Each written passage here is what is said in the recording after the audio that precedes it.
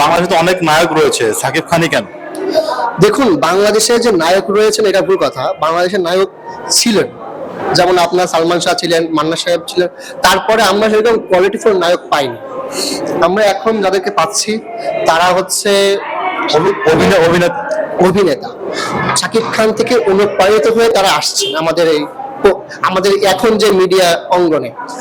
But Shakib Khan এই যে ভঙ্গুর মিডিয়াটাকে বা ভঙ্গুর সিনেমা হলটাকে বা ভঙ্গুর সিনেমাটাকে বা এই মিডিয়াটাকে সে ধরে রাখছে, এবং এর মাধ্যমে কিন্তু এখন যেই আপনার আপনার যারা তৈরি হচ্ছেন, যেমন হচ্ছে আপনি মনে করেন সিয়াম আহমেদ, আপনার আফরান নিশো, আপনার আরো ভালো ভালো যেমন আইফিন শুভ, এরা তৈরি হচ্ছে।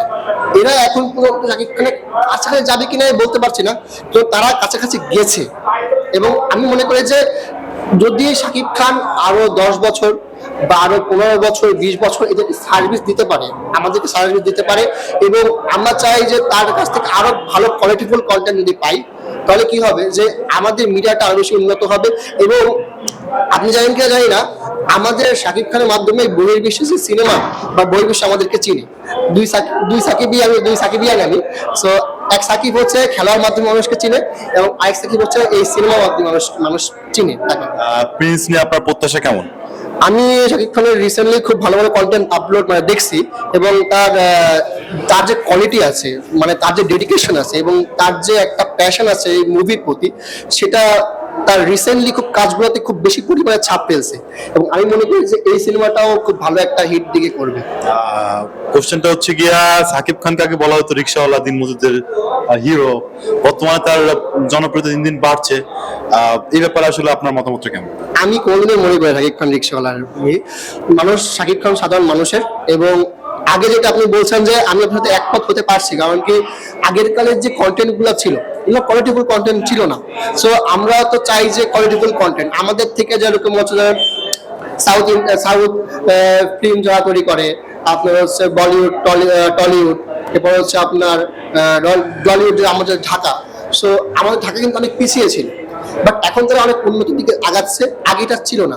তো আমরা যখন একটা বাইরের যে সিনেমা দেখতেছি তার সাথে আমাদের সিনেমা আমরা কম্পেয়ার করতে যখন যাচ্ছি, তখন দেখতেছি না আমাদের সিনেমা অনেক পিছিয়ে, তাই আমরা দেখতে চাইতাম না, আমি নিজে দেখতে চাইতাম না। বাট এখন তারা অনেক ভালো ভালো সিনেমা তৈরি করতেছে, যেটার কারণে মানুষ হলমুখী হচ্ছে, এবং এটাই দরকার। আগে দেখুন অনেক সিনেমা হল কিন্তু বন্ধ হয়ে গেছিল, কিন্তু এখন ভালো কন্টেন্টের কারণে আবার সেগুলো চালু হচ্ছে, আবার সংস্কার মানুষ চাচ্ছে যে না আমি একটা সিনেমা কিনি। আপনি একটা যে সিনেমা হল মালিক, সে চিন্তা করে কি যে আমি একটা ইনভেস্ট করব, সেখানে আমার প্রফিটটা আসবে। আমি ইনভেস্ট করব কিন্তু প্রফিট আসবে না, সেটা তো আমার হবে না, তখন সে কি করবে? প্রত্যেক ঈদেই একটা নায়ক সে বারবারই খোঁচা মেরে কথা বলে। এই ব্যাপারে আপনি কি বলতে চাচ্ছেন? এক নায়ক আরেক নায়কের খোঁচা মারতে কি পারে? দেখুন, গণতন্ত্র বিষয়টা এমনই যে আপনি সবাইকে কথা বলার অধিকার দিতেই হবে। এখন সে তার মন থেকে সেটা বলছে, সেটা বলতেই পারে। এখন আমি মনে করবো যে এটা তার ব্যক্তিগত অধিকার, সে খোঁচা দিয়ে কথা বলতে পারে। এটা একটা বলতে পারে মডার্ন আর্ট। হ্যাঁ, যে সে চাবে যে না আমার কন্টেন্টটা ভালো হোক, সে চাবে যে খোঁচা দিয়ে আমার কন্টেন্টটা ভালোভাবে আরো প্রচারণা করা যায়, করুন। আমি চাই যে দিন শেষে একটা কথা, যে খোঁচা মারুক, মারামারি করুক, যা হোক, ভালো কন্টেন্ট তৈরি করতে হবে। আমাদের যে এই যে মিডিয়াটা বা আমাদের যে এই যে বলিউড যে জায়গাটা, এটাকে কিন্তু আরো বিশ্ব মঞ্চে কিভাবে উঁচু করা যায়, এটা খোঁচা মাইরে হলেও সমস্যা নেই আমার। আমি খুলনারি ছেলে, বাট আমি রাজশাহী ইউনিভার্সিটিতে ফিল্ম অ্যান্ড থিয়েটারের উপর পড়ালেখা করতেছি। আমি শাকিব খানের প্রত্যেকটা সিনেমায় দেখা হয়েছে, এবং সিনেমা হলে আসে দেখা হয়েছে। সাকিব খানের সাকিবিয়ান বলতে পারি আপনাকে? হ্যাঁ, বলতেই পারেন। আমি তাকে অনেক বেশি লাইক করি, কারণ তার 16 সালের পর থেকে যে কন্টেন্ট সে আপলোড করতেছে, এবং শিকারি মুভির পর থেকে, ওইগুলো আমাকে খুব টাচ করছে। আচ্ছা,